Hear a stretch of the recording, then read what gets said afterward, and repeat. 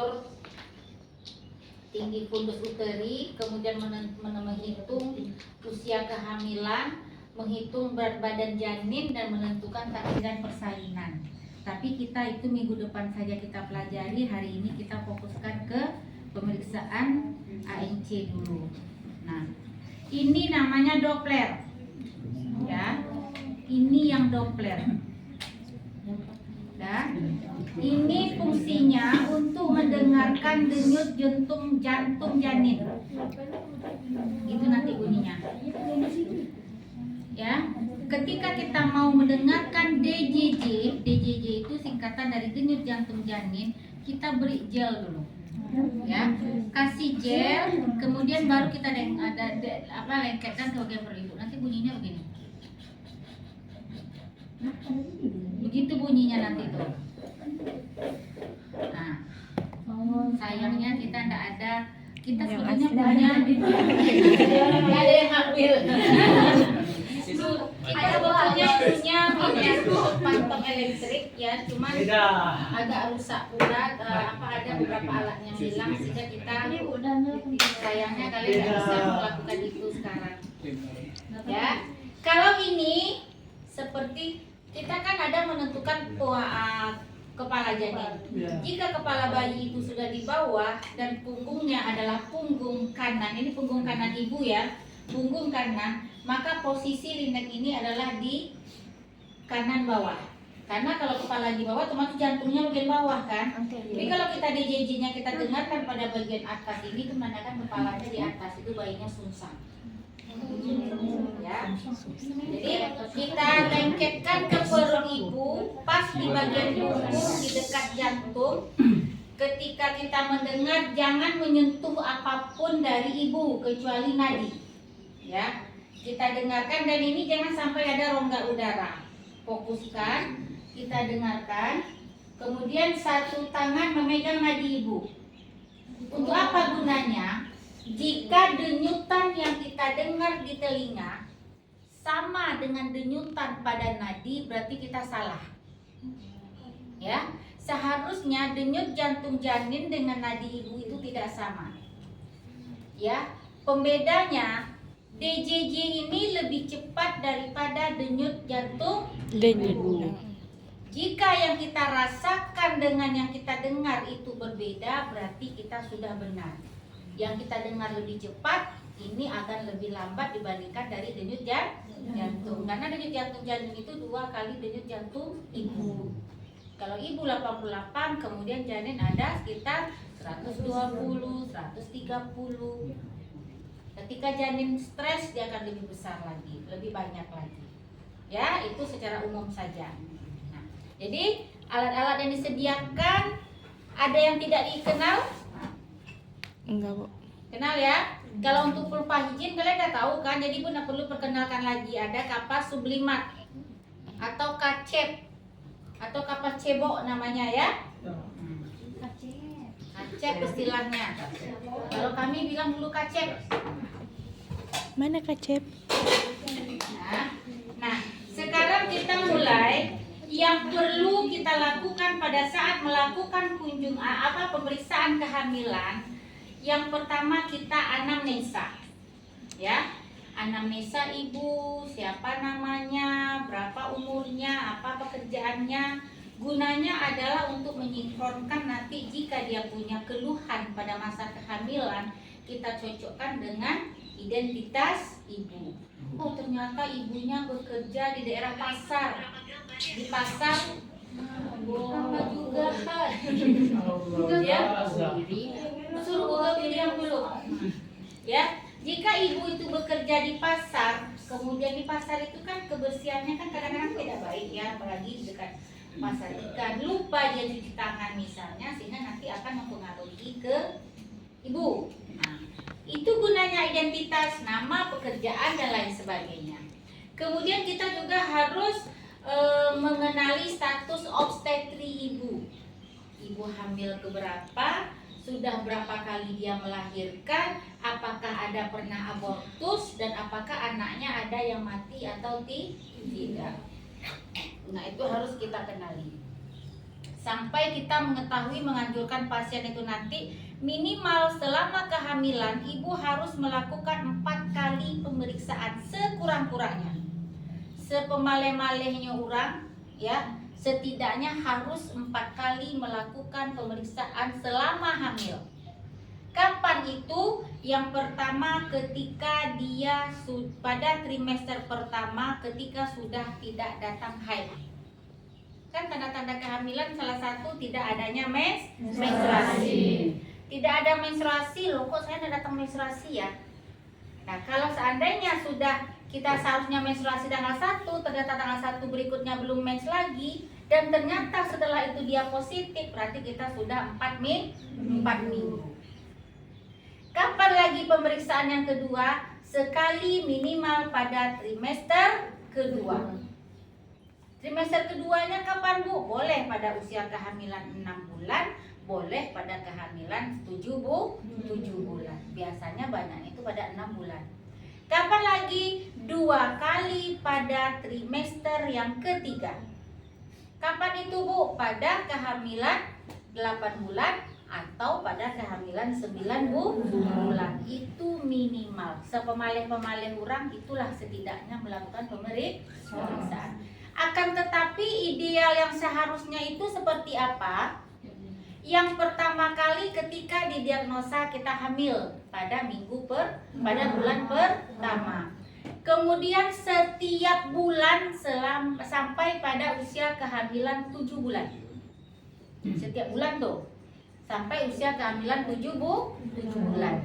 Kemudian 2 kali dalam 1 bulan sampai usia kehamilan 9 bulan.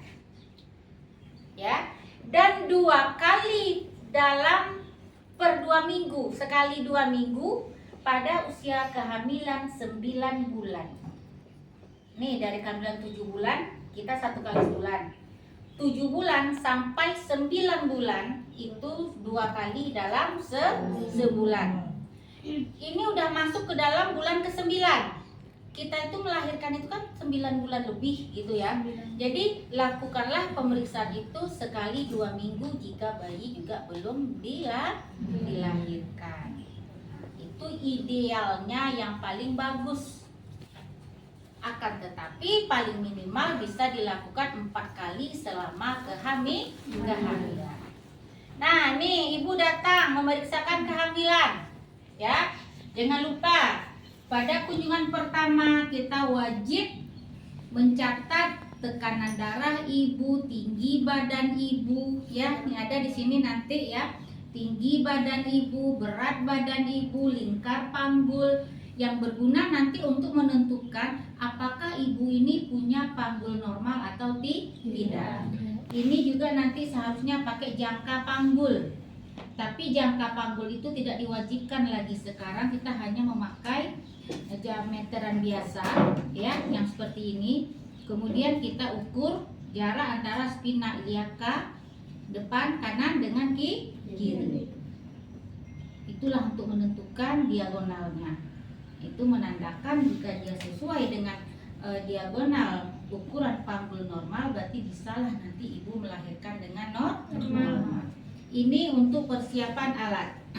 Nah, fase orientasi, berikan salam, perkenalkan diri, jelaskan tujuan dan prosedur, dan tanyakan kesiapan pasien. Baik Ibu, saya perawat Neneng. Kenalkan, hari ini akan melakukan pemeriksaan kehamilan pada Ibu. Ya, Ibu bersedia? Kan gitu nih caranya.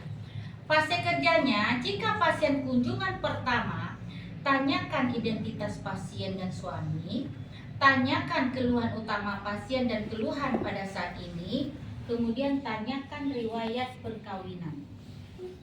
Ya. Kemudian tanyakan juga riwayat haid, kapan dia mens pertama, berapa lama, siklusnya seperti apa, kemudian jumlah darah yang keluar itu banyak atau tidak. Gunanya untuk menentukan dan menghitung apakah nanti kita ketika dia sudah melahirkan, bagaimana caranya memprogram pasien ini supaya ikut melakukan program keluarga berencana. Keluarga berencana Kalau dia pakai sistem kalender atau sistem alamiah, setidaknya dia harus punya siklus yang normal. Siklus yang normal itu berapa, Bu? Apakah harus 28 hari? Tidak. Boleh siklusnya 30 hari, tapi setiap bulan itu adalah 30 hari. Teratur. Nah, kemudian baru kita melakukan penimbangan berat badan serta mengukur tinggi badan ibu serta mengukur lila dan panggul. Nah, ibu ukur tingginya dulu ya, Bu. Kita pakai alat yang seperti itu. Timbangan yang bisa berat badan dan tinggi. Kita suruh ibu kita dokumentasikan. Karena kalau dia kurang tinggi, jadi berisiko nanti panggulnya sempit. Kemudian lakukan pengukuran lila. Ya, satu orang jadi pasiennya. Yuk berdiri. Nah, di sini ada dua. Kalau ini untuk ibu dan yang di belakangnya adalah untuk bayi. Kalau kita mau melakukan pemeriksaan pada ibu, kita meletakkan ini di luar, kemudian kita masukkan. Ya, carilah bagian yang terlebar. Biasanya dia sejajar dengan ketiak kita. Ya, bagian yang terlebar berarti lilanya adalah 29. Ya, ini masih dalam kategori normal. Mana dia yang tidak normal? Jika lila itu berada pada warna merah. Ya, ukur tinggi ibu, ukur berat badan ibu, ukur lingkar lengan ibu. Kemudian mengukur lingkar panggul. Biasanya menggunakan jangka panggul, tapi kali ini kita menggunakan meteran saja. Spina iliaca anterior, ya, kanan dan kiri.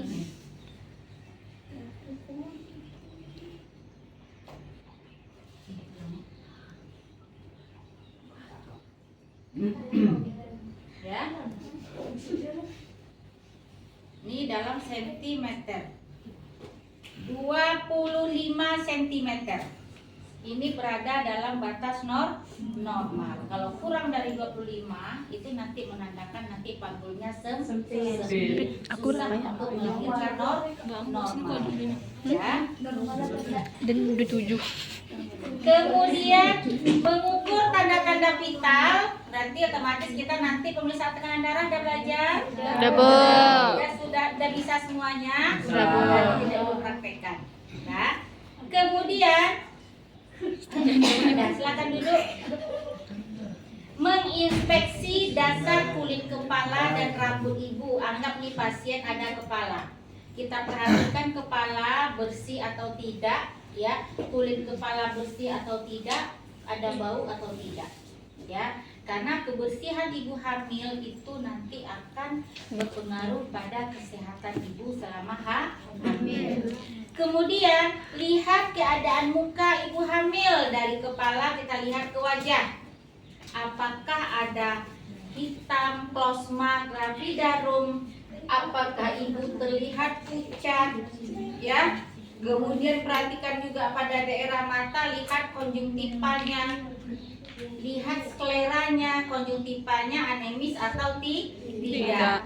Pada mulutnya periksa adakah karies gigi atau tidak.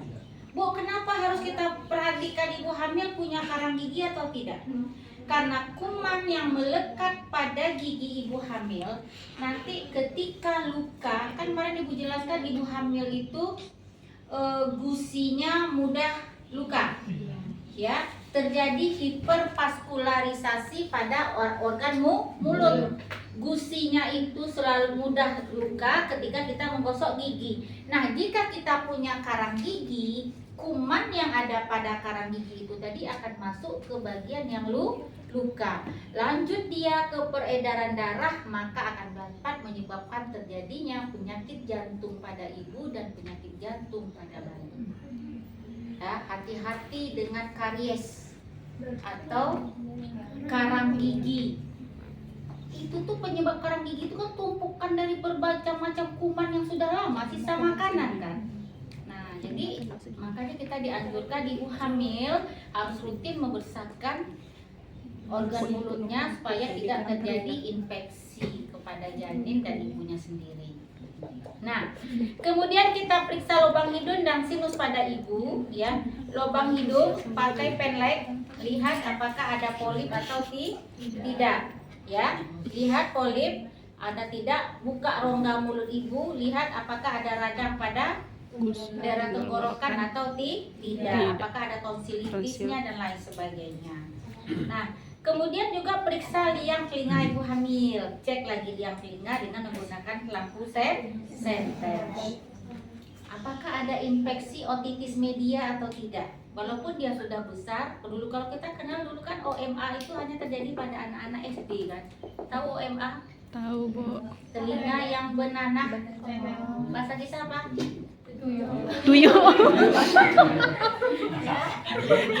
Jadi dan itu tidak tertutup kemungkinan tidak terjadi pada orang dewasa. Periksa apakah bersih atau tidak. Apakah ada serumen? Serumen tahu?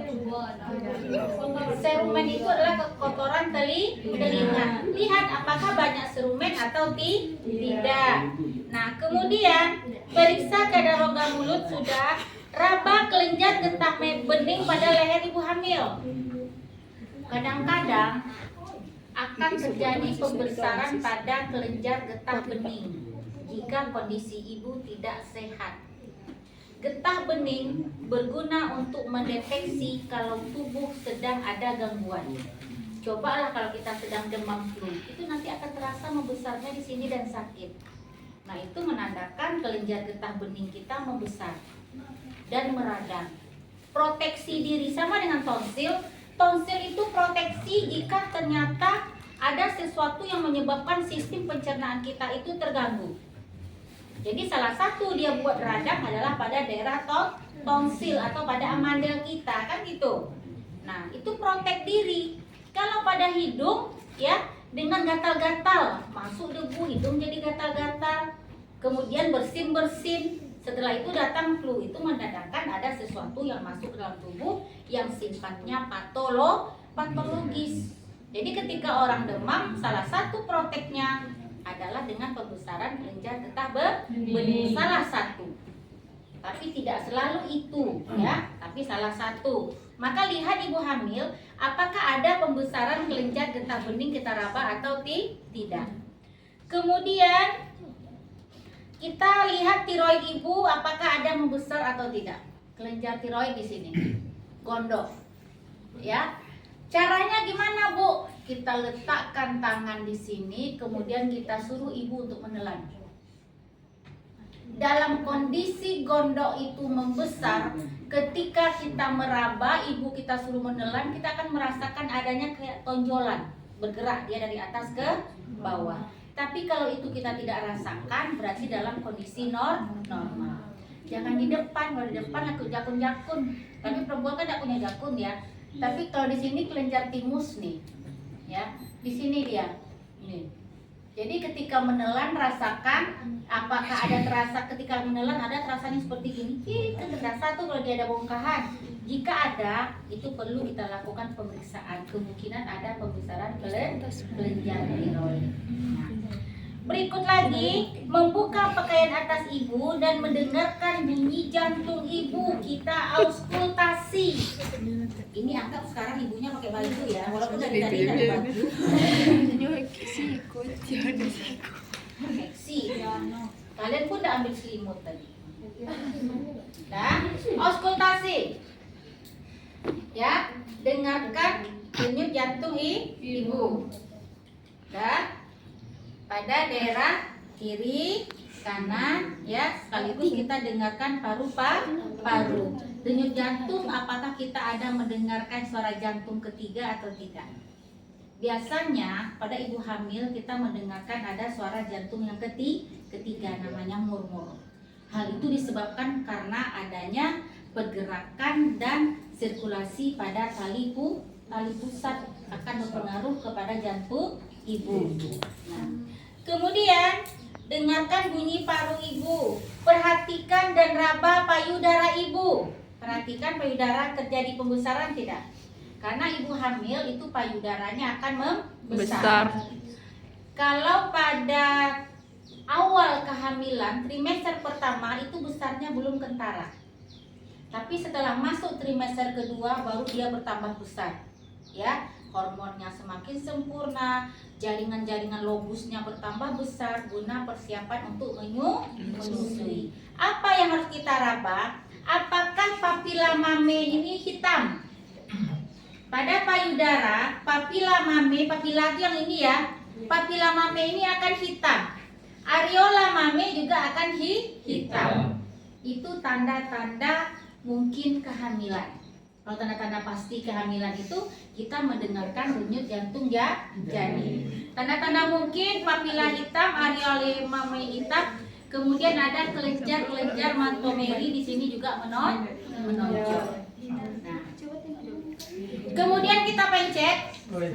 Kapan kita mulai memencet payudara ibu? Jika sudah berada pada trimester ketiga.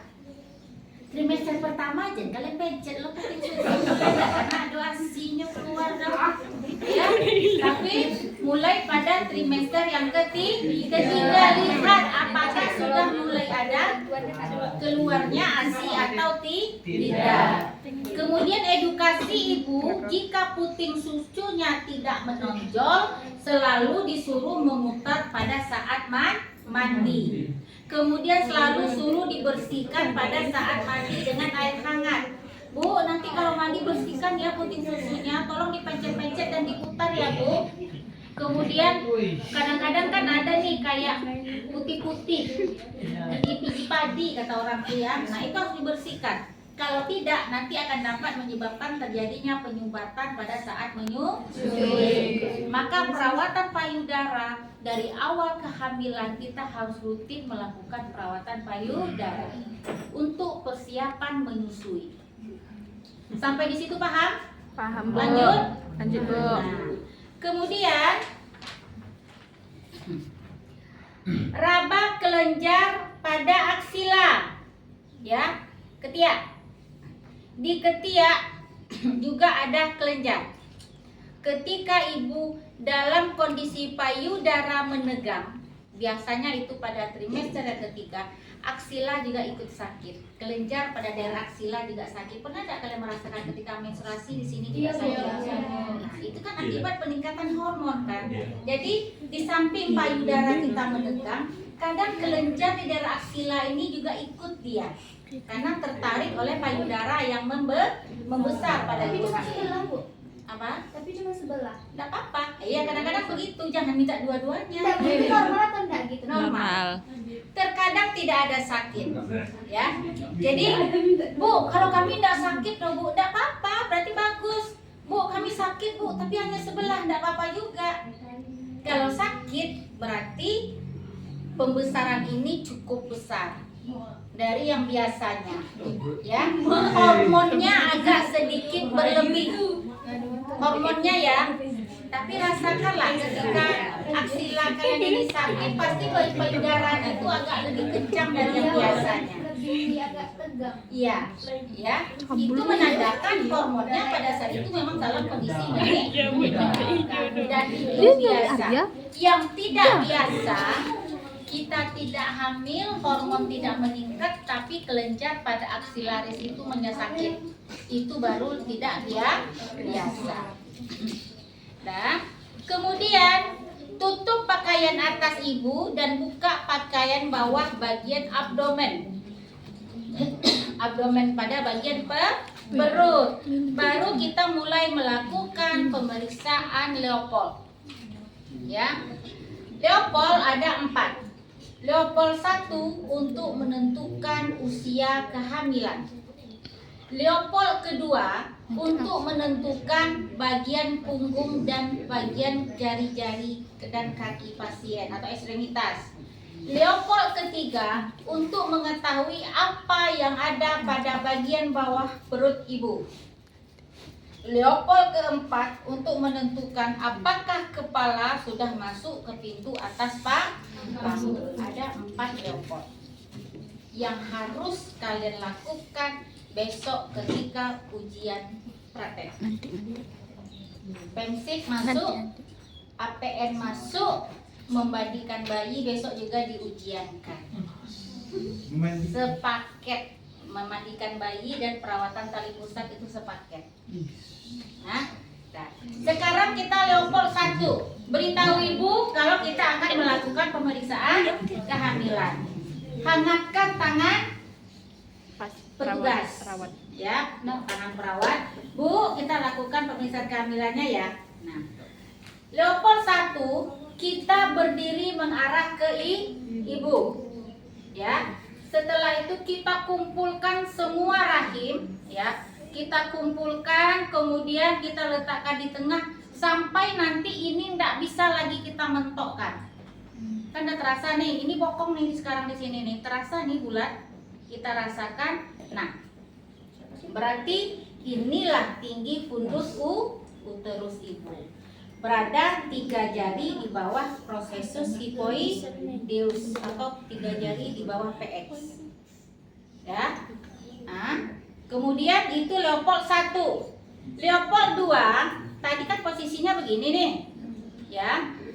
Kalau yang aslinya kalian tidak akan temukan dia yang lunak-lunak kayak gini.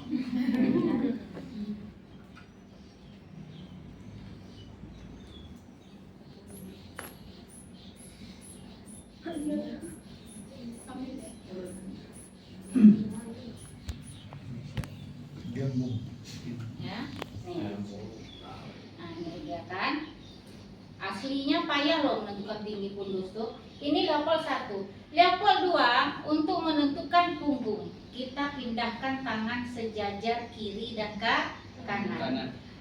Tahan satu tangan, kemudian tangan kiri meraba. Jika yang kita rasakan itu tipis, datar, ya, seperti papan, itu punggung. Kita tahan lagi sebelah sini, kita raba lagi sebelah kanan. Nih. Oh, ternyata ada bongkahan-bongkahan kecil, dia tidak rata. Berarti di sini adalah ekstremitas tangan dan kaki. Terasa nih bulat-bulatnya nanti. Itu Leopold ke-2. Leopold ke-3, posisi kita masih ke sana, kita rasakan. Apa nih yang ada pada bagian bawah? Oh, ternyata ada nih bulat. Berarti kepala sudah di bawah. Itu Leopold 3. Leopold 4, kita mengarah ke kaki ibu. Ya. Kita raba. Jika posisinya begini, ya, berarti ini kepala belum masuk pintu atas panggul. Kan terasa nih ujung bulatnya di sini. Kalian coba kalah nanti ya. Ini ada di kepala nih. Jika posisinya seperti ini, ya, begini dia. Berarti kepala sudah masuk di rongga panggul.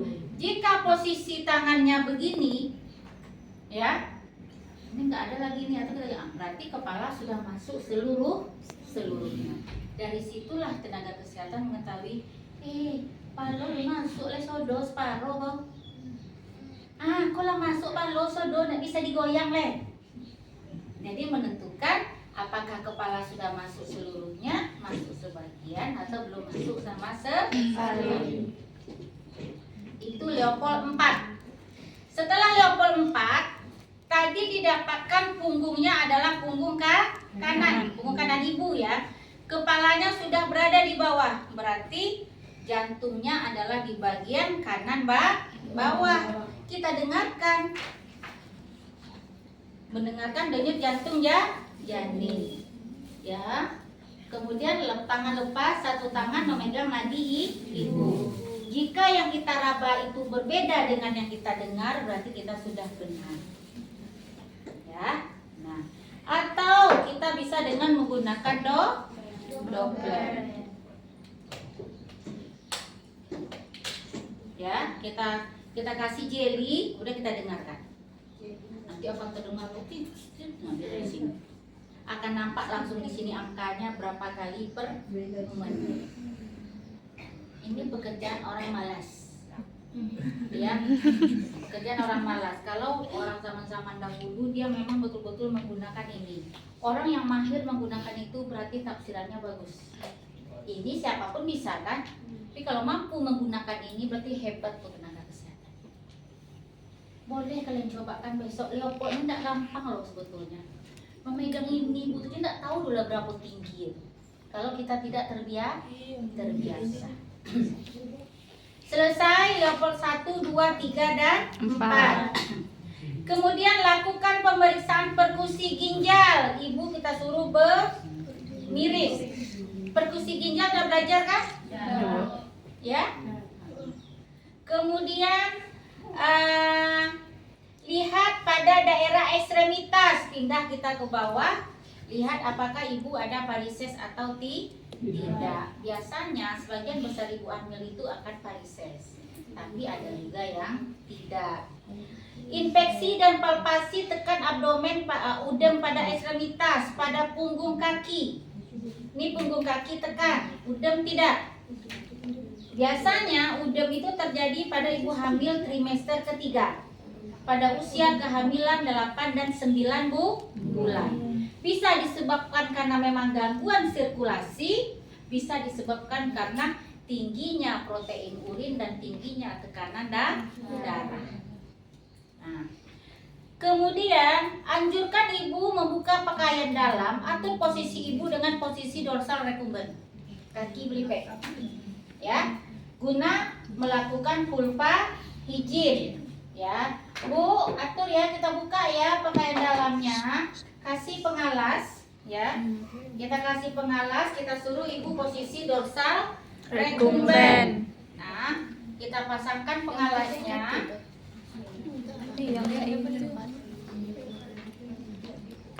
Kita mau melakukan pemeriksaan dalam.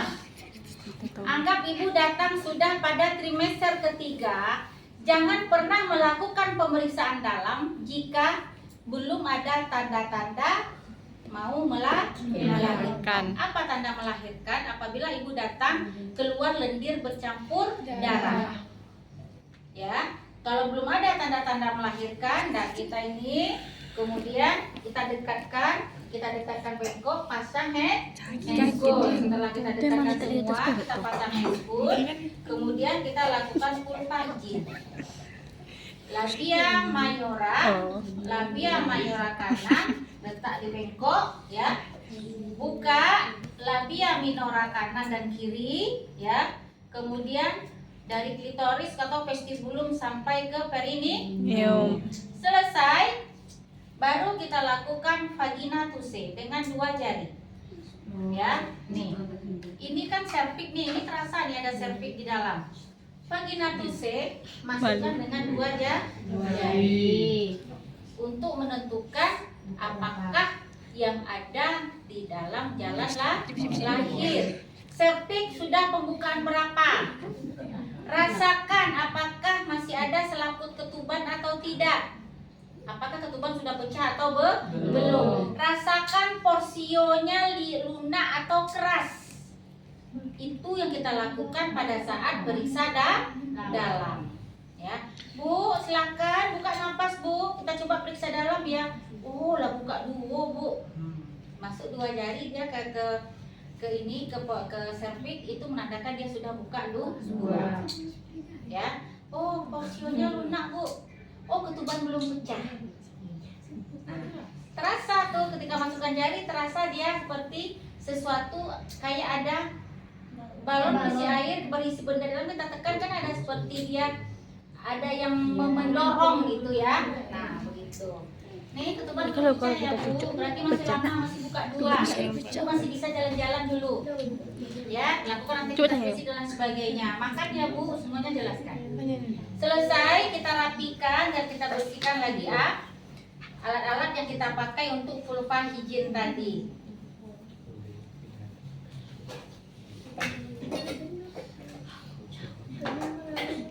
Nah, kemudian lihat keadaan genitalia eksterna dan interna ibu, apakah ada varises di jalan lahir atau tidak. Jika ada varises di jalan lahir, sarankan ibu melahirkan harus didampingi oleh dokter atau melahirkan di rumah sakit. Kemudian suruh ibu untuk duduk dan lakukan pemeriksaan refleks pada patella. Tahu caranya? Tahu, Bu. Udah lutut, kalau dia menendang sendiri itu sudah benar tuh refleks patellanya, Pak. Bagus. Nah, kemudian perhatikan respon ibu selama pemeriksaan, menerapkan komunikasi terapeutik selama melakukan pemeriksaan, dan catat semua hasil yang tadi sudah kita lakukan. Tinggi badannya, berat badannya, lingkar lengannya, lingkar lila tadi itu ya. Kemudian tekanan darah ibu, semuanya dicatat. Untuk kunjungan berikutnya. Jadi kita ada punya data. Oh ya, kemarin tensi ibu tinggi ya Bu. Ketika kita punya gangguan atau seperti hipertensi, jangan lakukan pemeriksaan sekali seminggu, tapi lakukan sesuai dengan instruksi tenaga kesehatan. Idealnya kan sekali sebulan. Tapi ketika kita menemukan adanya tanda-tanda bahaya pada kehamilan, bisa saja itu dilakukan. Bu, 3 hari lagi datang ya. Itu dengan keadaan khusus namanya. Ada pertanyaan tapi di sini silakan. Ada yang mau mencobakan untuk Leopold? Silakan.